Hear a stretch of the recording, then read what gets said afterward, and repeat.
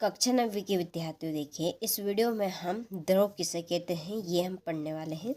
देखिए इसके पहले मैं आपको ठोस क्या है ये आपको बता चुकी हूँ। यदि आपने नहीं देखा है तो आप चैनल पर जाकर देख सकते हैं। ठीक है, तो ये आपका कक्षा 9वीं विषय विज्ञान का अध्याय 1 से प्रश्न लिया है कि द्रव किसे कहते हैं। तो चलिए इसकी परिभाषा पढ़ के समझते हैं कि वास्तव में द्रव है क्या। तो यहाँ पे आप हेडिंग डालिएगा द्रव। तो आयतन निश्चित, आकार निश्चित नहीं होता है, उसे द्रव कहा जाता है। तो आयतन निश्चित क्या है और आकार निश्चित क्या है।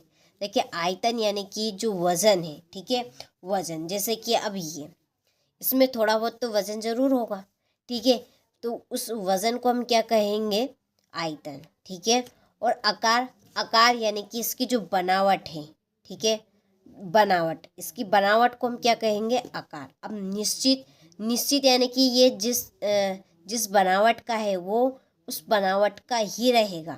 ठीक है, वो क्या है, निश्चित यानी कि एक निश्चित अनुपात है। तो आकार आपको समझ में आ गया होगा। और आयतन, आयतन क्या है, उसका वजन, और आकार क्या है, उसकी जो बनावट है। ठीक है, ये क्या है, आपको 3 वर्ड यदि समझ में आ गए तो आप आराम से समझ जाएंगे कि द्रव क्या है।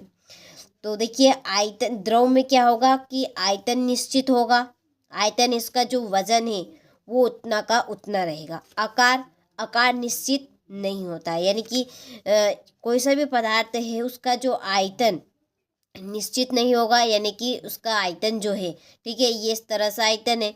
अब हम इस किसी भी पदार्थ में, दूसरी वस्तु में यदि डालेंगे तो इसका आकार बदल जाएगा। ठीक है, तो इसको कहेंगे कि ये निश्चित नहीं है। ठीक है, तो ये तो मैंने आपको समझाने के लिए किया है। अब हम द्रव का यहाँ पर उदाहरण लेते हैं।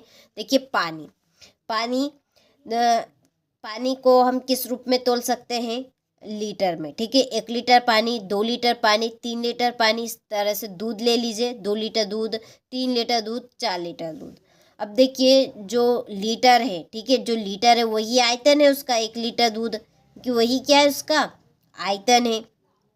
अब हम 1 लीटर पानी को किसी भी डब्बे में डालेंगे या किसी भी टब में डालेंगे, यानी कोई सी भी बर्तन में, हम पात्र में यदि डालेंगे तो 1 लीटर से क्या 2 लीटर हो जाएगा, नहीं होगा। ठीक है, उतना का उतना रहेगा। लेकिन जो उसका आकार है, ठीक है, मैंने आपको कहा बनावट, ठीक है, बनावट, तो समझ लीजिए यही आपका पानी है।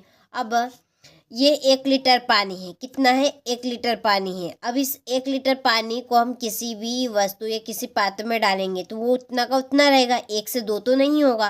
ठीक है, लेकिन जैसे ही हम उस पात्र में डालेंगे वो उस पात्र का आकार ले लेगा।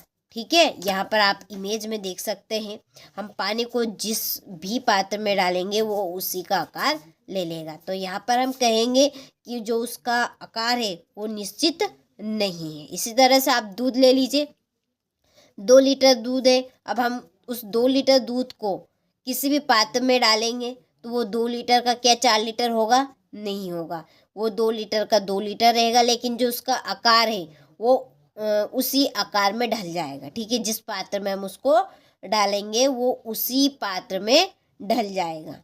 ठीक है, तो वही क्या है, द्रव है। तो द्रव की पहचान आप कैसे करेंगे कि उसका जो आयतन है वो तो उतना का उतना रहेगा, लेकिन जो आकार है वो निश्चित नहीं रहेगा, वो उसी आकार में ढल जाएगा, तो उसे ही क्या कहेंगे, हम द्रव कहेंगे। ठीक है, देखिए यहाँ पर मेन पॉइंट समझना है, अच्छे से समझे, आप परिभाषा आराम से याद कर सकते हैं, रटना बिल्कुल नहीं है। यहाँ पे समझ के आपको परिभाषा याद करनी है ताकि आप आराम से इसको लंबे समय तक याद रखें। ठीक है, देखिए उदाहरण में लिखिएगा तेल, पेट्रोल, यहाँ पे आप आगे भी लिख सकते हैं पानी, दूध, ये सभी आपके द्रव पदार्थ के उदाहरण हैं। ठीक है, तो क्या है द्रव की आयतन निश्चित, आकार निश्चित नहीं होता है, उसे द्रव कहा जाता है। ठीक है, उदाहरण में तेल, पेट्रोल इत्यादि। चलिए तो यहाँ से आप स्क्रीनशॉट ले लीजिए और अच्छे से कंप्लीट कीजिएगा।